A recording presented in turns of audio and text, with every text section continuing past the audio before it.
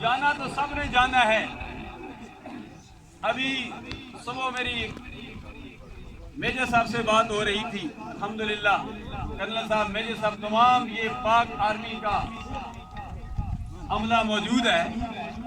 فرما رہے تھے مجھے ان کی بات بڑی پسند آئی، میجر احمد رضا صاحب، کہ ہم اس معاشرے میں ایک جہاد نہیں کئی جہاد کر رہے ہیں. ایک جہاد نہیں کئی جہاد. ایک دہشت گردوں کے ساتھ جہاد ہے. دہشت گرد پوری پاکستان میں نہیں بلکہ پوری دنیا میں پھیل چکے ہیں. اور الحمدللہ ہمارے ملک پاکستان کی افواج میں اس وقت تک 80,000 شہداء رب کے حضور حاضر ہو چکے ہیں. ان میں اسی علاقے کے عظیم سپوت نائب صوبیدار احمد خان شہید عوام صاحب بھی تھے، نور اللہ مرکزہ، جو مرحوم عزیزم نزاکت علی خان عوام کے ماموں تھے. پہلے ماموں نے شہادت کا مرتبہ حاصل کیا.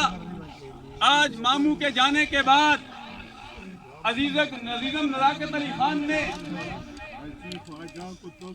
شہادت کا مرتبہ حاصل کیا. یہ شہادت کا مرتبہ مقدر والوں کو ملتا ہے. پاک آرمی کا ہر نوجوان، چھوٹے سے لے کر بڑے رینک تک، ہر شخص سے یہ جذبہ ہوتا ہے کہ میں شہید ہو جاؤں. لیکن یہ شہادت مقدر سے ملتی ہے، خوش قسمتی سے ملتی ہے.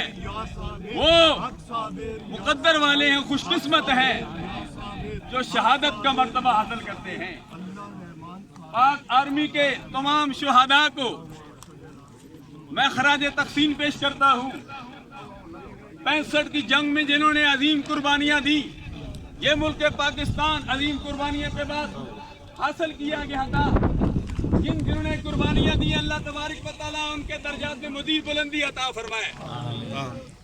اس شہید کے درجات میں بھی اللہ تبارک و تعالیٰ مزید بلندی عطا فرمائے. بات یہ کر رہا تھا، ایک معاشرتی برائیاں ہیں، ان کے ساتھ ہم سب نے مل کر جہاد کرنا ہے. اس جہاد میں ہم سب شریک ہیں، اور اس جہاد میں معاشرتی برائیوں کو ختم کرنے کے لیے حقانی ببنگے دوہل ڈنکے کی چوٹ سے کہتا ہے، اپنے آپ سے بھی کہتا ہے، اور آپ حضرات کو بھی یہ دعوت فکر دیتا ہے کہ ہم نے اپنا محاسبہ کرنا ہوگا. جو معاشرتی برائیاں ہیں ان برائیوں کو ہم نے اپنے اندر سے ختم کرنا ہوگا. ایک یہ جہاد ہے، اور دوسرا جہاد دہشت گردوں کے خلاف ہے جو اس ملک و ملت کے امن کو خراب کرنا چاہتے ہیں. میں پاک آرمی کے نوجوانوں کو، پاک آرمی کے تمام نیچے سے لے کر اوپر تک سب کو جو ٹھٹرتی سردی میں سرحدوں پر حفاظت کر رہے ہیں، جس کی وجہ سے ہم رات کو گہری نیند سو جاتے ہیں، میں ان کی عظمت کو سلام کرتا ہوں.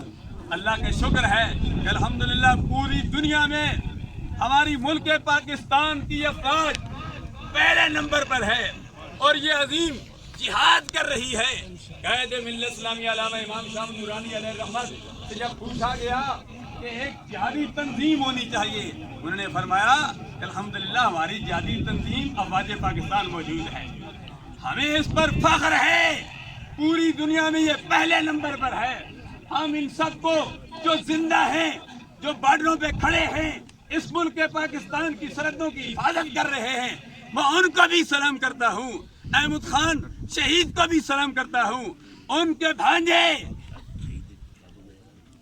حوالدار محمد داؤد نقشبندی صاحب جو آستانہ عالیہ بار الحق شریف کے منظور نظر ہیں، ان کے لخت جگر نزاکت علی خان کو بھی سلام کرتا ہوں.